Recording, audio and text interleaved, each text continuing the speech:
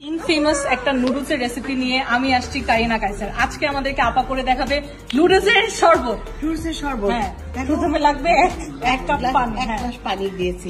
দেখো নুডলসটা সিদ্ধ ছিল, যার জন্য হচ্ছে কি পানিতে দিলেই হবে। নুডলসটা দিয়ে দেই। হ্যাঁ, দিয়ে দেন, দিয়ে দেন। ও এইটা কি টক ঝাল মিষ্টি করবো শরবতটা? হ্যাঁ, মিষ্টি করবো। আপনি এক্সপার্ট। নুডলসে নিয়ে আমার কোনো অপশন নেই। কাঁচামরিচ দাও, কাঁচামরিচ দাও, কাঁচামরিচ দিয়ে একটু মজা হবে না?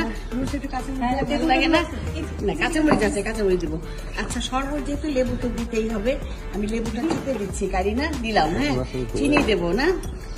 আচ্ছা, টক ঝাল মিষ্টি, হ্যাঁ ঠিক আছে। এই 4 চামচ চিনি দিলাম, না তো মজা হবে না। মজার মধ্যে খেতে ভালো লাগবে না কারিনা। না, ভালো লাগবে আপা। যাদের ভালো লাগবে না একটু রুয়াবজা মিশিয়ে নিবা। আর রুয়াবজা বিজ্ঞাপন করছো কেন তুমি? নুডলসের একটু লবণ দিচ্ছি। হ্যাঁ, লবণ দেন। টক ঝাল মিষ্টি হবে। এখন কি করবো? কাঁচামরিচ।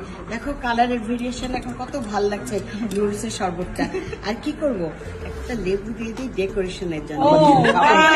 এখন দেখো কেমন আবার নিজ হাতে খাওয়াই দেন এখন। না